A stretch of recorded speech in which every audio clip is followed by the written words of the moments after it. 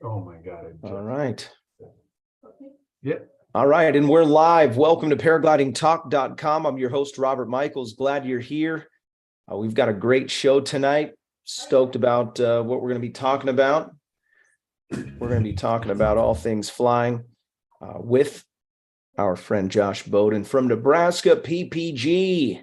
All right. Thank you, Josh, for joining us. Yes, sir. We're going to talk about some of your recent trips and maybe even analyze some videos, talk about some of the recent events and crashes and things that's been happening.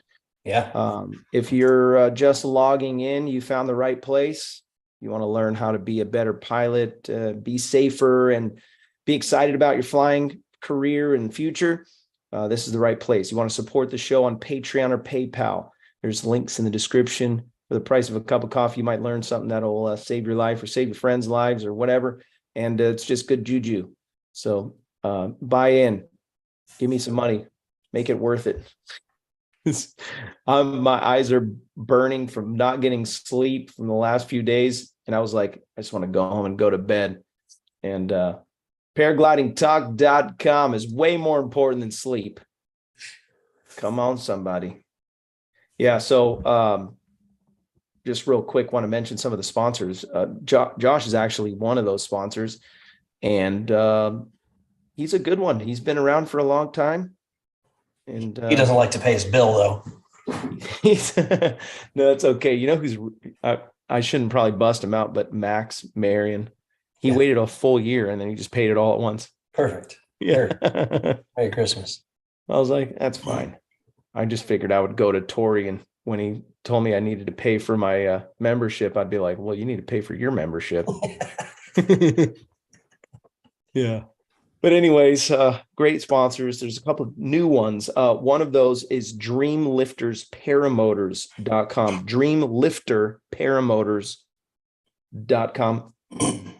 They have a school now here in kind of middle of California, Southern California-ish.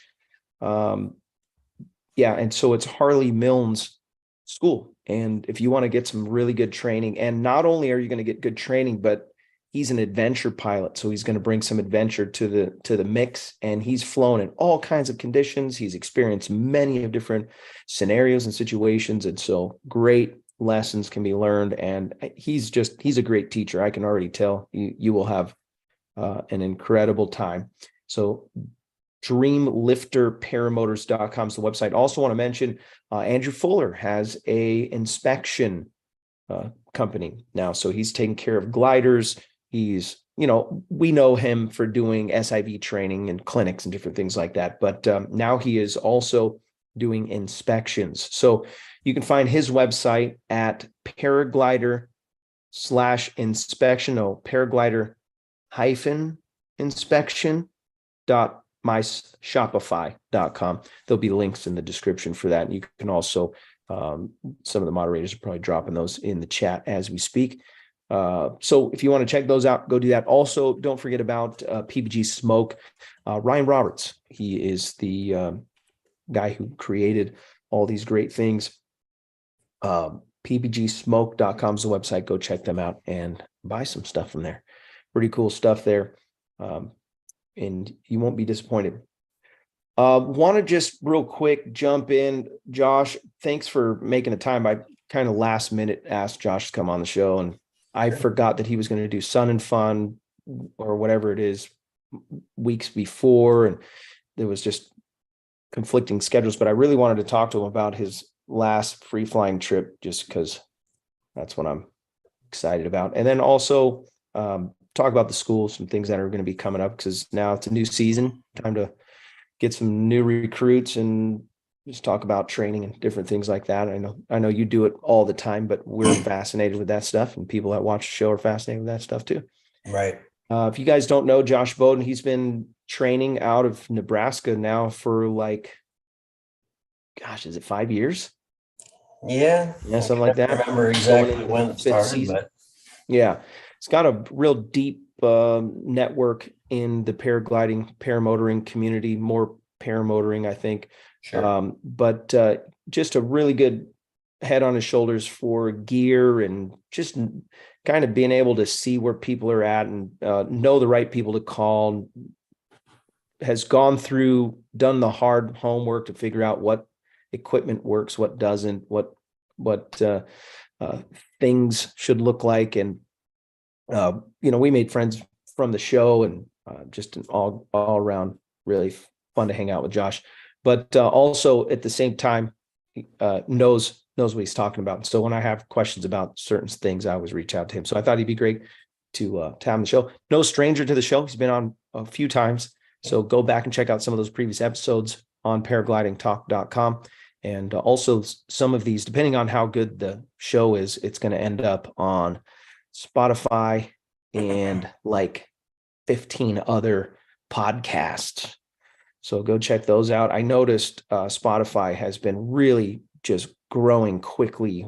A couple episodes, we had Stephen Nowak on there, and so his episode took off and got like 250 listens within just a day or so. So that's pretty cool. So go check those out. Maybe you're driving down the road and you want to listen to the show. People do that. Cross country drive. Yeah, cross country 20 drive. some hours. Yeah. Yeah. So thanks for coming on, Josh. Sure. Maybe you can share with the new people that don't know who you are, and maybe share with us how you got into the sport quickly, and then we'll dive into the stake of the show. Yeah, probably, man, I'm going to say 2005 or so. I saw somebody flying out by my cousin's place in rural, out southwest of Omaha, and didn't know what it was. Ended up being a powered parachute, and research. Back then, there were only a few different places to look. Not like now, where a lot of people that got into it because of Tucker video. There were only a few instructors around, especially when you're really looking for it. Florida, there was a bunch, but I contacted a couple, changed my mind, and then went and trained down in Arizona in 2009, and gave it up 2012 for a little while after I had my daughter, and found myself just constantly staring at the sky. Once it's in our blood, we can't really get rid of it, right? So I sold all my gear and then bought gear. So practically bought the same stuff I had. My idea was, well, I should just sell it now because it's not going to be worth anything when I get back into it. Well, come to find out, not a ton changes. The wings obviously did change, but ended up buying practically the same motor and frame. So got into that, and shortly after, we were talking with some other people about starting a school. I asked the instructor that was here. He kind of said, somebody's going to need to take it over. So about a year, 2 went by, and we started the school. And yeah, maybe probably 5 years. And, when you're at a flying site all the time with your instructor, you're always helping them do stuff. So training, it was a bit longer than the 5 years, but just kind of being his minion, helping out. So got to meet so many great people, everybody on the screen right here, a lot of people in the chat that I've been able to meet, networked, from coast to coast, California to Florida, New York, Oregon, all the Midwest. And, we had our real tight group that's expanded. And then last year, about a year ago, I finally dipped my toes into free flight, which was pretty wicked. So, oh yeah. Yeah. And it was, I finally actually just got my first free flight wing.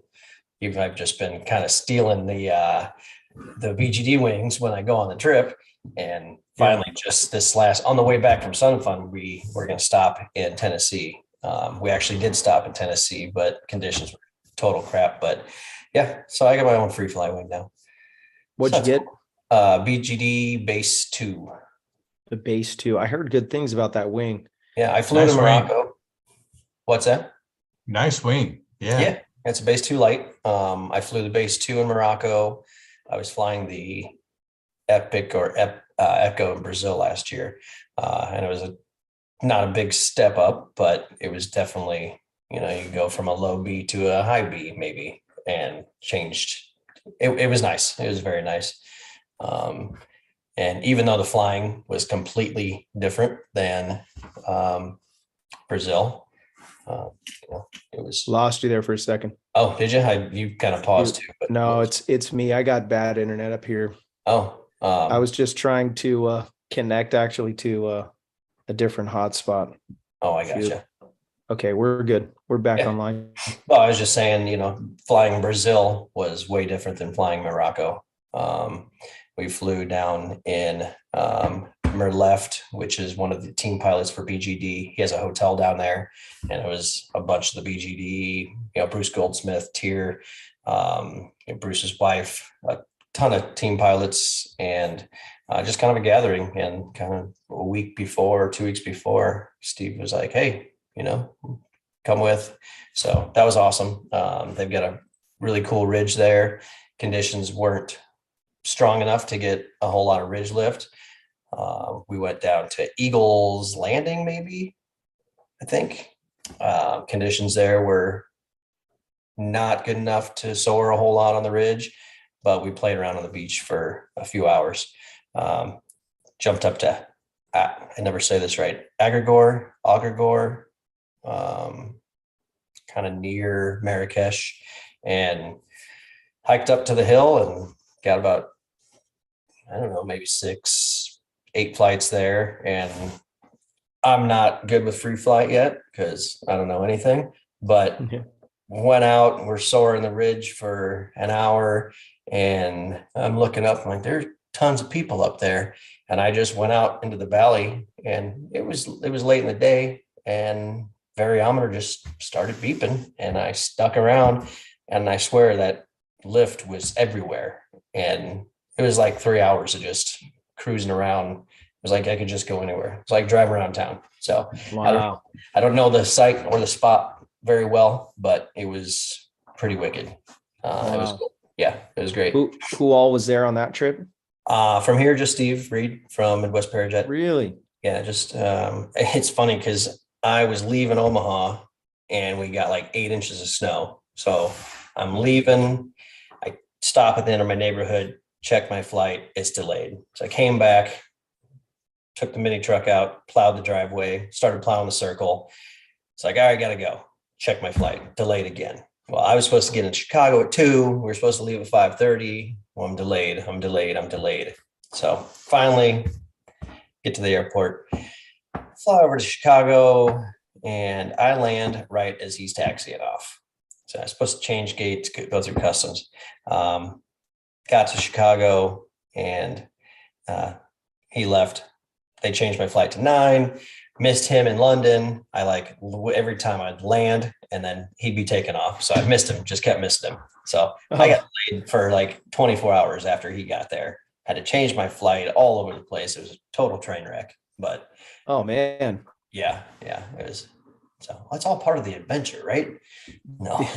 The Nebraska snow. No, yeah. Dang 8 it. inches that day too. That's like, man. Yeah. But So the airport was shut down. the airport was the flights coming in were delayed for some reason. They were doing an okay job at getting the runway cleared to take flights out, but for some reason it was delayed. And then sat in Chicago. They were de-icing the plane. Like I said, I'd land, turn my phone on, and talk to Steve, and he's like, "We're just getting in the plane." So change gates, go through customs, but it happened Chicago and London, and then change my flight. Had to stay overnight in London, change my flight to go from, instead of Marrakesh, flew into, I don't know, Agadir. So it was a shorter drive, but all worked out well. Nice. Yeah. Your experience with paramotoring obviously crosses over a little bit. I think so.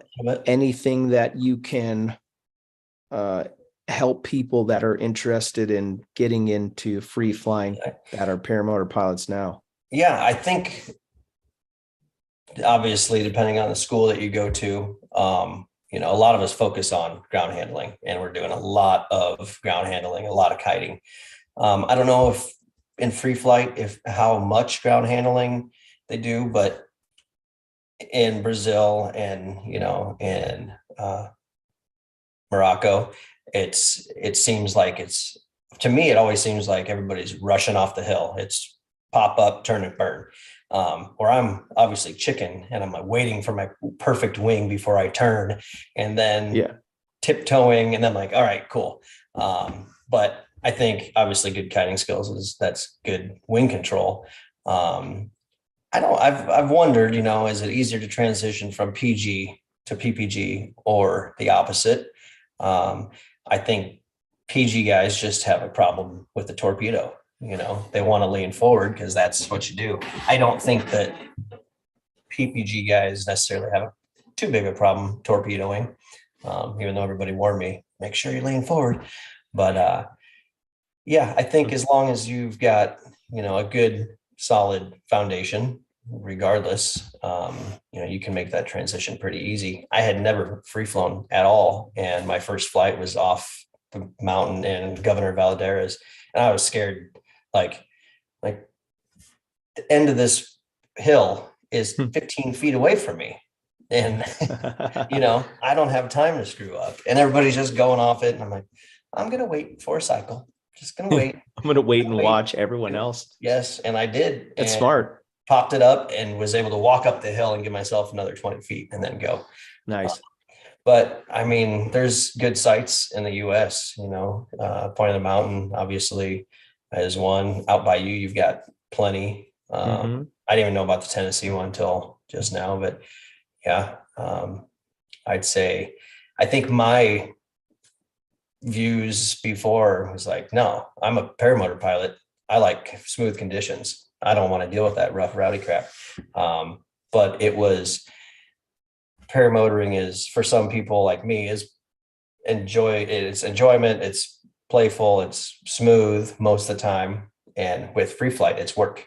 You have to be planning your next, that's where I'm going next. Even if I'm only going 5 miles here, I might be going back 15 miles back and forth just to get to that spot. And I really enjoyed it though. So I think the big thing, don't be afraid to jump into it, because we all have that flying in our blood. It was super cool. And I started jonesing for free flight. So it's interesting how your vision, I'll say, for weather changes so much when it comes to free flying. Obviously you want to check the weather if you're going to go paramotoring, but when you're talking about, hey, I'm going to be trusting in thermals and lift to be my motor for the weekend. And, or if you're like going to go fly somewhere, you're literally planning on going to another country just to fly. Yeah. You better know what to look for and understand that. Did you have any issues with that, choosing the spot to fly per day and weather and all that? Yeah, it was kind of planned out. We changed some things, went in a different spot, and naturally we left this place because it wasn't working, and went over here and it was working over there 2 days later. And we flew a day or two here, and then we got rain, and it only rains like 2 days in February in Morocco, and we just happened to get one of them. So, and then it was good down further south, and people, out of the whole group of 40, I think there's about 40 people. They were all kind of scattered around everywhere. But that's how it works. You go one place. I think we're 5 hours from the other side, but we still got some good flying in. Took some sledders from a ridge down to the beach a few times. And but obviously the weather didn't work out perfect. But I was there for the ride. It was good. You brought your own gear from home, or did you end up? I brought my harness and helmet, and we had the wings, coming. Well, Steve's a BG importer, so he brought some wings, and I just kind of used whatever was laying around. there were quite a few. So he brought multiple wings, but you just brought your harness and helmet and Yeah. got to fly a bunch of different stuff. What was your kind of go-to wing? I flew the base 2 regular, not the light on that trip. So, Okay. yep. And why not choose the light? You know, I don't know. That's an argument that people can have, left and right, right? If you're flying at the beach and at Salton Sea all the time, I probably wouldn't go with a light for me. Right. Desert, I'm in the Midwest where there's tons of grass. I think maybe the light is more safe in the grass, even though grass is pretty abrasive on the wings. You feel it. It's got a lot of, it's still gonna rub on it. I don't know. I think it really just obviously conditions too. If you're in lighter winds, a light wing is gonna pop up easier and stay up. Yeah. I think Josh is trying to say that he's not a delicate kind of guy. He's not very delicate with his wings, and he doesn't want to feel like he's touching glass. I don't know. I don't know how I don't typically beat my wings up too much. I take care of them. But I don't know. Everybody's got a different philosophy on everything. I'm trying to find a picture of when we were on the hill there. There's some great benefits to having a stout wing, regular heavy duty material. I prefer some light wind stuff just because I want to be able to launch no matter what. It's like I'm going to go to if I'm going to 4x up to my launch, I'm going to make sure that it's going to be flyable. Obviously, we're checking the weather before we go, but also if it's not a great day to fly and you end up at the bottom of the hill, it's a little bit easier to carry it up. You lose a few pounds. Yeah. Lightweight gear comes in pretty clutch. It's kind of like it's like anything else. You trade one classic glider for another classic glider. You have compromises, where it's costing you this for this, or you're getting this, but it's not going to be so great at that. Yeah, the big drawback of having lightweight gear, just in case anybody was wondering, I think it has to do with longevity. You're going to get a little more out of the regular gliders, the full, what do you call it? Full weight glider. But when it comes down to your feeling and feedback, I really like the feedback from my glider, especially when I get in situations where you've probably seen videos I've posted where I cross over from Blossom to El Cap. And when I get at the base of El Cap and I'm really low, oh man, you'll be sweating bullets. And when you're crossing back and forth in front of that little tiny lift pocket, you really want to have a lot of feedback. You want to feel every bubble and every little burp of air that's going to get you up. And I think that's why I'm kind of hooked on lightweights. I have a Alpina 4. Ozone makes that glider. And that's a light version. Yeah. So you think you get more feedback out of a light? Yeah, I like it makes sense. The feeling. Yeah, and when you're up, strong thermals, obviously that thing will whip out in front of you if you're not careful. So you got to be on your best behavior. Stronger thermals, stronger winds. That glider's really talkative, and some people don't like that. They want to feel like it's just an airplane and you're up there. Solid. Yep. So Delta 4 and Alpina 4 are the two choices. If you're not interested in feedback, I'd go with the Delta 4. So obviously BGD, Bruce Goldsmith's been around for a while. He's got a great book, 50 Ways to Fly Better. Go check that book out. That was something that really helped me in the beginning days. Super nice guy. Yeah. So you got to meet him, huh? Yeah. We were in Brazil when I was with Tier for almost 3 weeks with his son as Tier. And, but got to meet Bruce and his wife on this trip.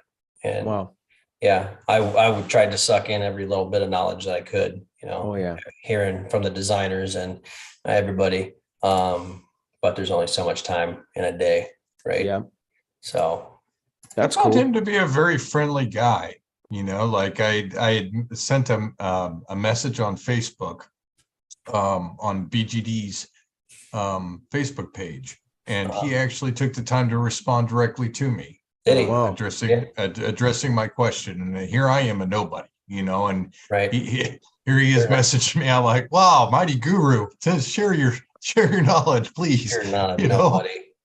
Yeah, I mean, it was pretty awesome. I was pretty humbled by the fact that he would reach out and say, hey, by the way, this, yeah, but don't do that. You know what I mean? Like, Okay. this is why, just very direct and very just really, really, I remember you telling me about that conversation. yeah. Yeah. I just Couple, found it guys, outstanding. Go ahead. I want to mention John Wayne donated $10 to the super chat. Thanks, John Wayne. Appreciate that contribution. That was before the show even started. And also somebody else. David Ruff. Yeah, he had a comment. He said, I mean, who is this guy? Question mark. Laugh out loud. He said, love you, bros. Thanks for that contribution, David Ruff. Appreciate you. Yeah, so I've got obviously biased opinion on my glider. I don't know exactly where the turn happened where I was like, I'm gonna go lightweight gear. But I do know that there's a handful of guys that are doing it now for hike and fly. So Makes sense. if you know you're going to be hiking, you're trying to slim down stuff, there's a lot of different ways you can trim your weights. Maybe we could do probably a whole show on losing weight for flying, right. Not physically, but actually your setup, changing your setup to be a lightweight kit. And I'm not designed to hike up a mountain, I realized. Yeah. I can climb ladders all day and pull wire. And I was like, man, I'm gotta walk up there. Oh, crap. Can someone... and there's something profound about lightweight gear when the conditions are very light. There's something to be said there. And it's ultimately really picking the right glider for the right time. Yeah. For the right conditions. If you use the right tool, things will go beautifully, but don't expect to hammer a nail with a screwdriver. No. Yeah. Let's spin the wheel and give some stuff. What were you going to say? Oh, I am in no way a professional PG guy, so I'm pretty much talking out the backside. Yeah. I actually have quite a few hours now. Brazil and Morocco was decent, but I had a lot of hours in Brazil, but I still don't know anything. So you're like, I now have 10 hours. I think I got like 25 in Brazil. Wow. I had 2 5-hour flights. That's a great trip then. Yeah, it was awesome. Not a waste at all. No, it was great. I had a kind of a crappy experience when I went to Red Rocks. Yeah. I got like 15 minutes of flying for 4 days of, actually it turned out to be like 6 days of nightmare. Yeah. Anyways. Okay. Yeah. So where are we at as far as our likes? How many likes do we have, Robert? Let's see. We are at 12. 11. I got one more. Oh, okay. We got 11. We've got 42 people or 43 people now in the wheel. Okay. There's a definite, there's a definite lean here. There's got to be more likes on this in order for me to be spinning anything. I mean, come on, guys. Really? Yeah. Give some thumbs up here. Help us out. We're doing the best. We've got the Jeff Boden with us. Ooh.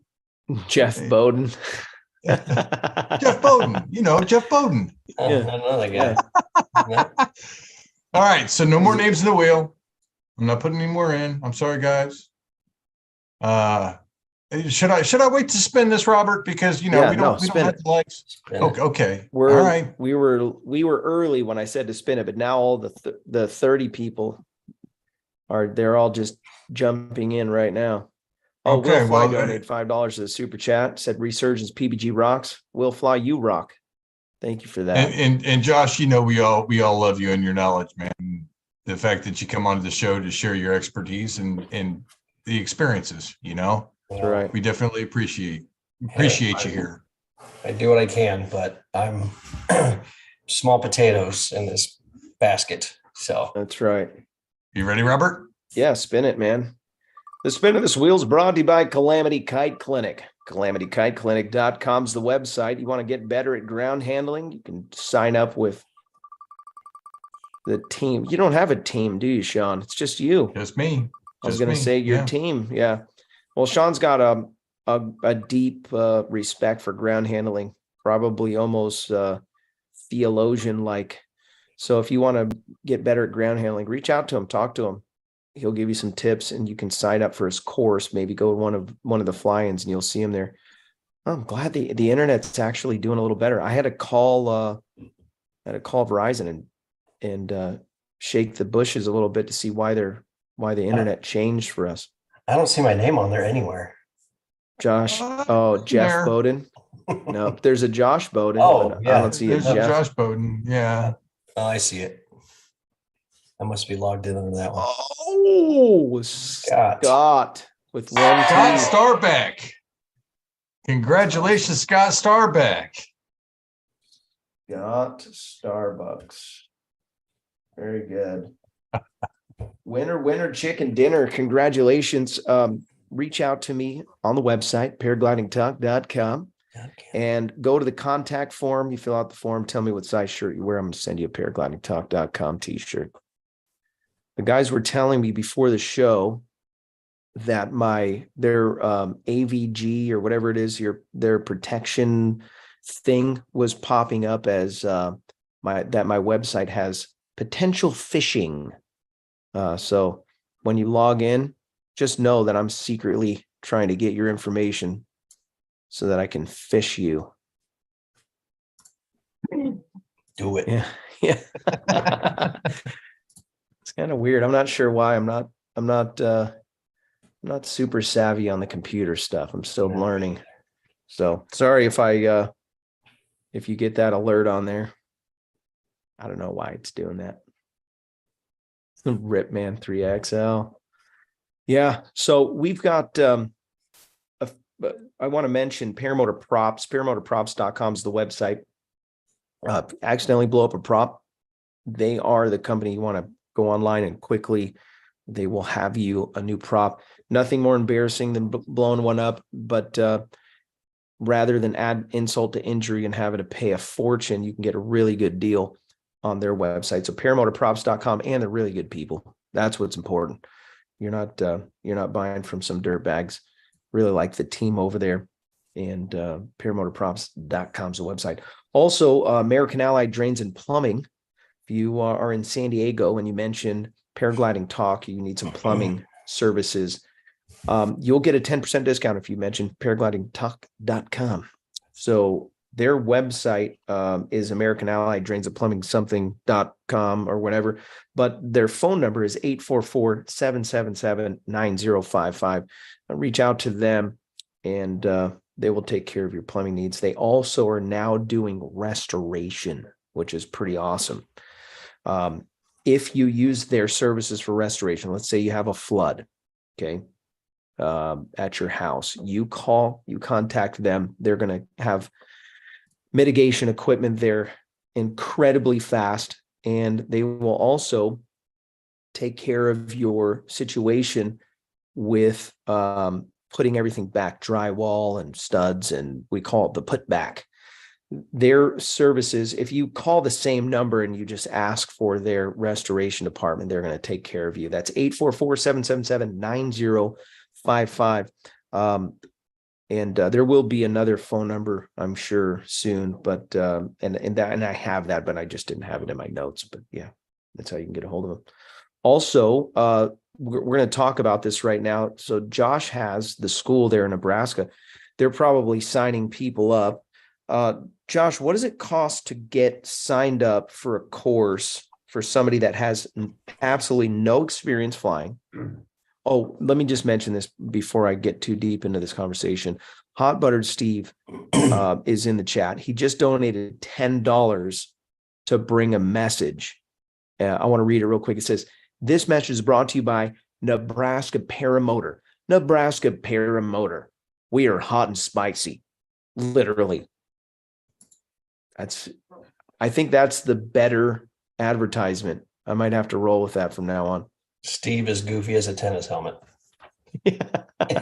but we love him. A football bat. Yeah. Yes. Yep. I love it. Hot Butter Steve brings joy to my heart. He tickles the cockles of my heart. He's always got something good.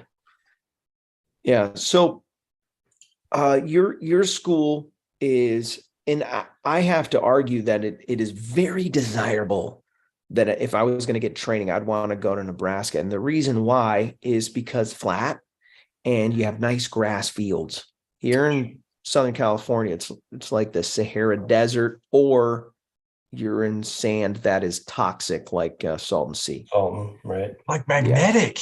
Like it sticks to everything. Like you can't get it off. Yeah. You could pour water on your wing and it's still on there. It's still in the little cracks and crevices. And and it just dare. Yeah, don't dare touch the water at No. the Salton Sea. Yeah. It is Somebody not said good for you. you do not put anything that you value or love near or in that water. Yeah. Pretty nasty. It's a good place to fly here. The bad thing about the Midwest is the weather has got an attitude. The benefit to that is mornings and evenings are generally really calm. 10, 11 o'clock, they start picking up. So we get to, go from a big wing to a mini wing, and usually it's still okay to pull out a speed wing. So we get to go through 3 sizes of wings in one day, and going from a standard size glider down to a speed wing. If the students can tame one of those speed wings and twitchy, 15 mile an hour, 20 mile an hour winds, when we reverse and go back to the mini wing and back to the big wing, by the end of the day, they've really done some good progression. But again, our weather's got an attitude, so it could be way too windy. Our first class, we start next Saturday, the 15th or whatever day it is. So it's usually fine, but sometimes we have to have some return, continuing ed type stuff. But all the pilots, all the students are local in this class. So I won't have any problems with, coming back. So, and they're always welcome to fly with us. The field, we've got 18 acres of grass, 2,500 foot long runway. And, we got a really good community. So What, I don't know if you mentioned it, but what do they need to have? Obviously there's a cost there. We need to have a certain amount of money to get rolling and then be able to walk away from your school and go fly on their own. But what's kind of the base just to get trained up? They can use your gear, I assume? absolutely. Sure. Yeah. And so, just what's the very least amount that they're going to need to have in their pocket to come to Nebraska Paramotor? Right. $3,000 is what the course is. And we've got the motors, small motors, big motors, trikes, tandem trike, and then every size of wing that we need for no matter if it's a 90-pound girl or a 280-pound dude. And I've got some multiple brands of gliders. So typically I'm training on the BGDs, but I've got some Gen Pegasus. I think between the Pegasus and the BGD Magic, that's kind of what we're with right now. But I've still got some Mojos, depending on what we're at. But and one person might like the Magic and over the Pegasus, and the other person, and I've had it happen. Somebody they love the Pegasus over the Magic. So it's good to have a little bit of diversity, but how many wings can you really have? And both of those wings are outstanding wings. Yes. I've enjoyed both of those. Yes, you do. Yeah. Yeah. And all wings are good now. They have to be, or Oh, else they won't be around. Yeah, I was gonna say, I feel like I fell in love with the first wing I had. Yeah. It didn't really matter what wing it was. It made me fly like a magic man, and Yep. that's all that mattered. Yeah. Mhm. Yeah. So obviously with your school, you're going to choose something that is safe, something that is going to be very resilient, and I use the term forgiving. Sure. I got on a wing that was a little too spicy early. Had I went to get instruction rather than try to self-teach, could have avoided that scenario. Right. That I think is where the value comes in at signing up and getting training. I can tell you, most guys that are going to come into the sport are going to come in. It is an extreme sport, in my opinion, that we're picking up this magic tablecloth and we're going to go fly around with, Right. 80 cc's at least, Yeah. strapped to your back, a Yeah. gas tank, a prop that's spinning, whatever RPM. You got to be a little touched to go and do what we do. So Yes. there's a very high percentage of guys that come into the sport thinking that they're going to self-teach. And so the value that comes in and getting the training, probably I'd have to argue is in that, just you get to learn things that you didn't know that you needed to learn. Yeah. And that's what's really important. Right. Wing choice is one of those big ones. Talk a little bit about your average length to get somebody from ground school and all the stuff to up in the air. If the weather's great, and it's those numbers are very iffy depending on it's obviously weather, but people will learn the different paces. Obviously, let's just do an average. You could be up on day 3, 4, 5 and bang out enough flights. I know at the USPPA we have a requirement or a minimum of 25 flights. What does that mean? 25 2-minute flights, 25 hour-long flights. I don't really know, but I think most of us focus on the your skill level. If you can leave here, launch and land, and you're proficient and safe, we can kind of change that. And we don't say, all right, 25 flights, and nobody that trains really does. Like you're out at 25 flights. It's we don't care if you get 50 of them. I love when students come in and they're just knocking out touch and go after touch and go after touch and go. Yeah. But I really, it's nice to when we have local students, because they come back, every time we're flying, and we fly, 4 or 5 nights a week.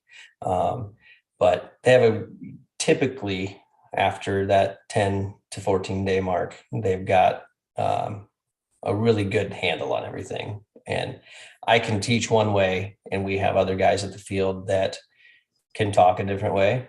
Everybody picks up and jives with somebody else a little bit different. Right. I'm not perfect for everybody. I mean, that's just how it works. But between the guys that fly at the field, everybody helps out, and each student will kind of gravitate to a different pilot at the field, and they become buddies, or you see them forming a good relationship, and makes my job a little easier, and everybody likes it. Everybody's seen where you've got 6-month pilots and they're out helping new guys, and they just it forms a good bond. And like I said, we've got a lot of good guys and girls at our field. So let's talk a little bit about some of the big mistakes you've made over the years. Paramotoring, free flying, you can throw whatever. And let's talk about some of the things that you've learned that you can offer to the flying community. Say, you know what, I made this mistake. This is what I learned. This is where you can avoid this. Sure. Anything you have to offer. I think, and I've said it for years, I think even on the first show I was on with you, it's rushing. Like everybody we are Americans, and we want instant gratification. We want it now. You might go to one school because they can get you in next week, and another school can't get you in for 3 or 4 months.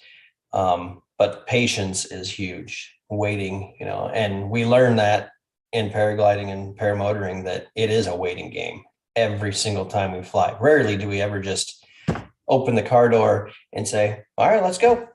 It doesn't happen. Yeah. We're always waiting on something, Right.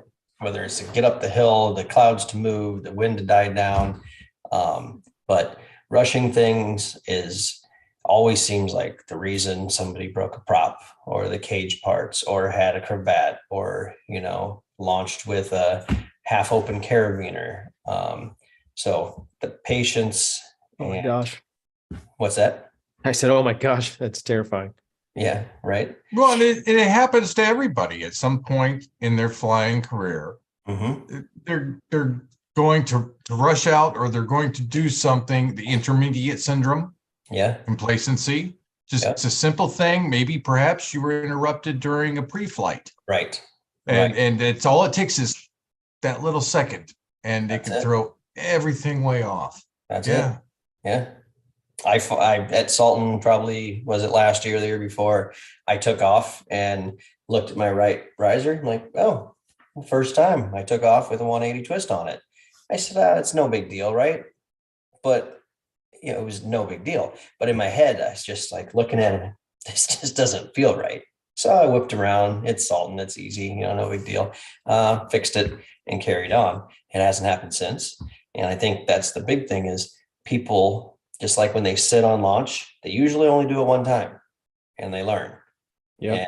You keep it in your head but the complacency and, the Swiss cheese effect of, people bothering you or not bothering you, but talking to you while you're pre-flighting or, not pre-flighting at all or post-flighting, that adds up. And you got your buddies or you see people with the cameras and, it's all recipe for some kind of malfunction and hopefully a non-event.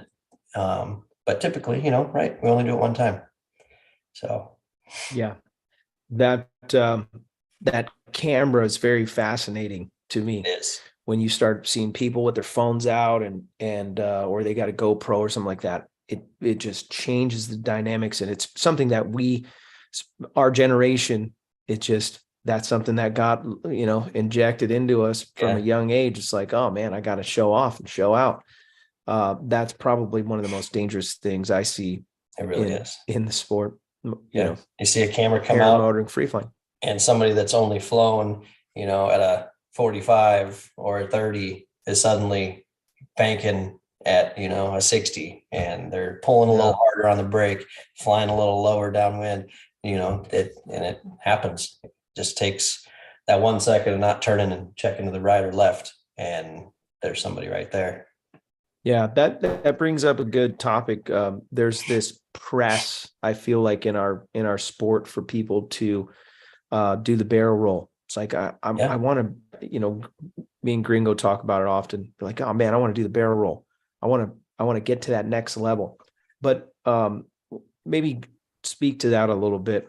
What's your you've been around a little bit now. You've seen a lot of things. You've seen some casualties. You've seen some people get hurt. What's your thoughts on? I'm guilty of it. When I got into it, that's all I wanted to do was acro.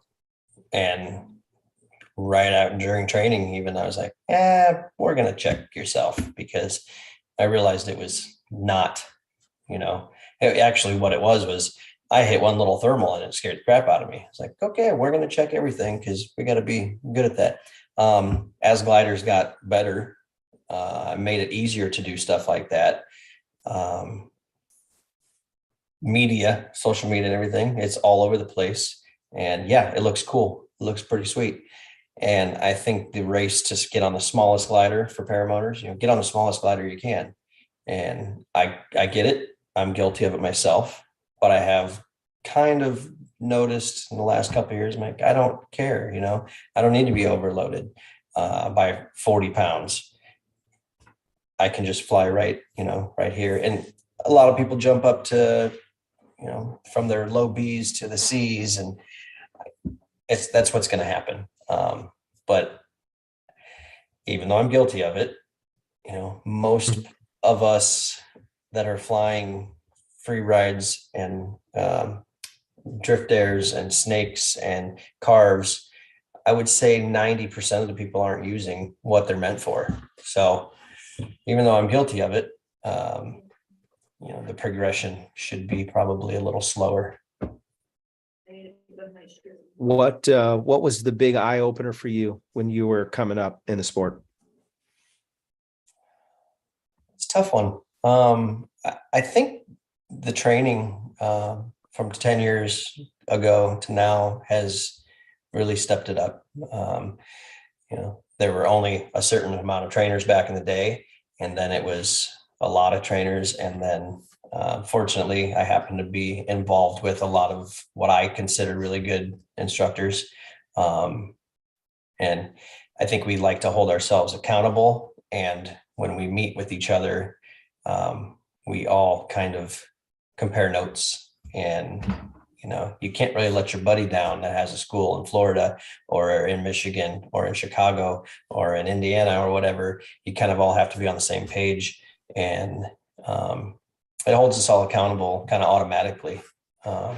We just want to be good, but the increase in training, whether it's safety or just actual knowledge, so many people leave training, they're like, yeah, I don't know anything. I can fly, I can launch and land kind of, but I don't know anything about airspace. I don't know anything about weather. I'm going to meet you out at the field at 2. I'm like, dude, sunset's at 8:30. No, you're not going to meet me at the field at 2. We're not flying until 6. So I really appreciate the step up in training and knowledge from a lot of the instructors out here now. Who was the most polarizing pilot? Who is the most polarizing pilot? Yeah, who was the most polarizing? I mean, certain guys will just pull their stuff out. You'll be able to fly, and they'll pull their stuff out and just take off, and you're just like, "Whoa!" Who's most polarizing person?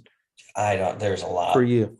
Old school, new school, anybody that really stood out? I'm thinking back, like in the beginning days, somebody pulled their stuff out, and you were just like, "Whoa, what the heck?"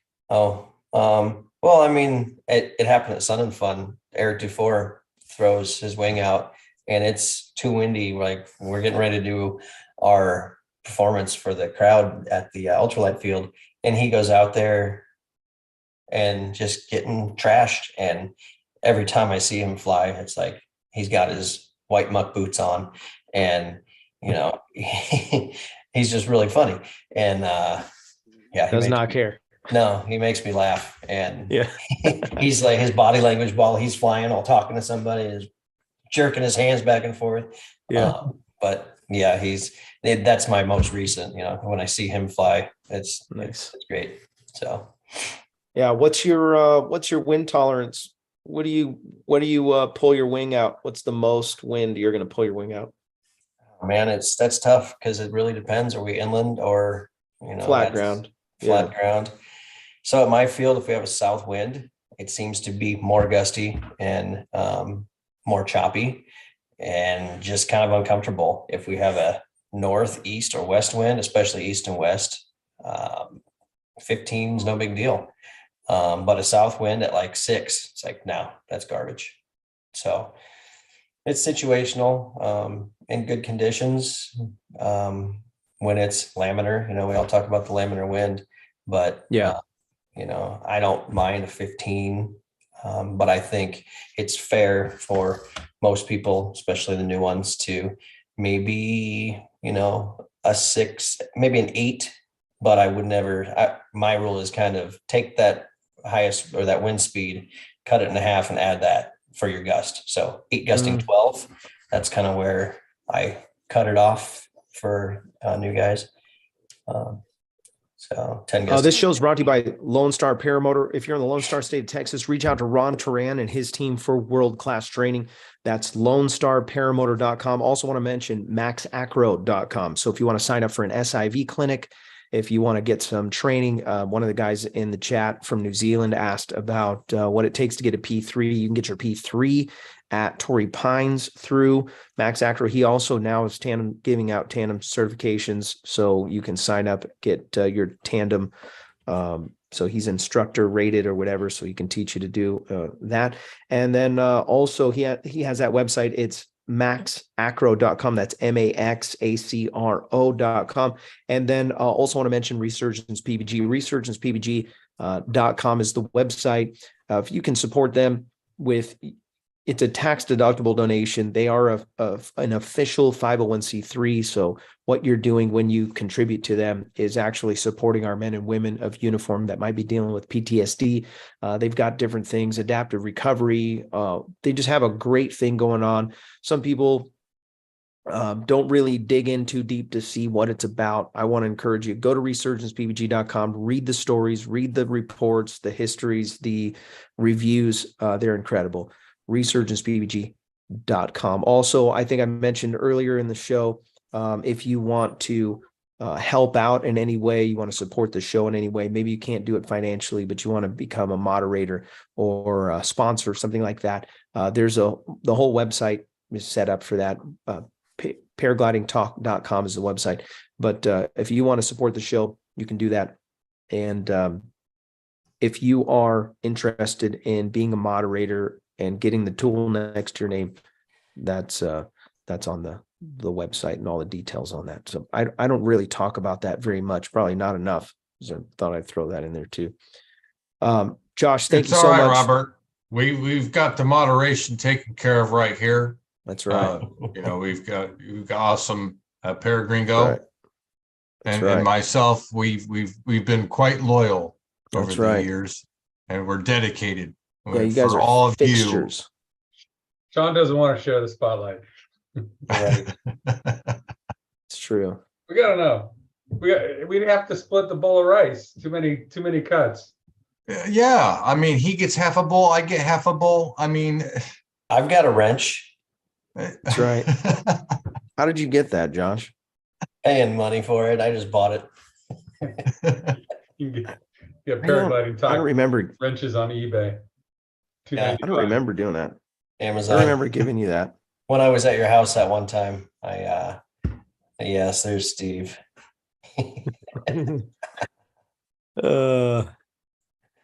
Hairppg.com sent me this. Thank you. Appreciate that sticker and these wonderful calendars. I just got them yesterday, so I was looking at them. I didn't realize Steve was in there in a dress. Pretty amazing. Yeah, thanks for sending that if you're watching. Well, I do want to go to the after show. If you guys are wanting to come hang out with us in the after show, we're going to put the link in the description so you can come hang out for just a minute. We're going to hold Josh hostage. Most of the time, I don't hold our person that we have on hostage. I tell him, stick around for just a couple minutes for the people to come say hi. But with Josh, I didn't really get through let's hold everything him that we here. talked about. Yeah. Yep. We just keep them. So really cool. Thank you so much again. Seriously, I know you're busy, dude, and Yeah, all good. make time come hang out with us. And It's been a long time. part of the reason why I like to have you on is because you are humble and you don't try to boast. Well, I know I've been around here and I know all these people and that person. Appreciate your humility and recognizing the real thing. Yeah. Can't say I do that it about, after I end the Yeah. I'm like, In the these after show. idiots. Behind the scenes, Yeah. Josh is talking bad. Walk around about my it. house like, I can't believe that. Yeah, so thank you so much. Absolutely. Anytime. We will we'll have some great episodes coming up, so stay tuned. Sorry about last week. Please pray for us. We had my business burned down. So Anthony, myself, we work for Hearn Mechanical, and so I got a call on Monday. I was tired already. I had a really bad day at work. I told my wife just before on the drive home, and I'm like, gosh, that was the worst day I had in 3 years. And we got home, and the icing on the cake was I get a call, and the building literally burned to the ground. So yeah, so we're like, well, okay, well, now that's terrifying. Yeah. Good thing is we're all digital. We're going to rebuild quickly. We've already done many of things to get things rolling, and so just a little sleepless nights the last couple nights. I'm still feeling it, but yeah, there it is. Thanks, Gringo. That's our shop there, so you can see the tiny little Hearn sign in the window right there. Yeah. So the next door neighbors to us are they're a popcorn factory, so they make popcorn in there 24/7, and they accidentally burned the place down. Nobody likes burnt popcorn. Yeah, sad, man. Yeah. My mom's cold-blooded. She goes, I have a question. Did it smell like burnt popcorn? I was like, too soon, Mom. Did you Too taste the soon. butter in the air? Too soon. Too soon. Too soon, Mom. Oh yeah. Yeah, it was brutal. But anyways, thank you guys. Really appreciate you watching. We're going to go to the after show. Thanks for coming. If I don't see you on the air, I'll see you in there. Have a great night. Oh, should we let Josh? Oh, it's Jordan showing. We'll let him in before we go off. Oh boy. Okay, now we're off.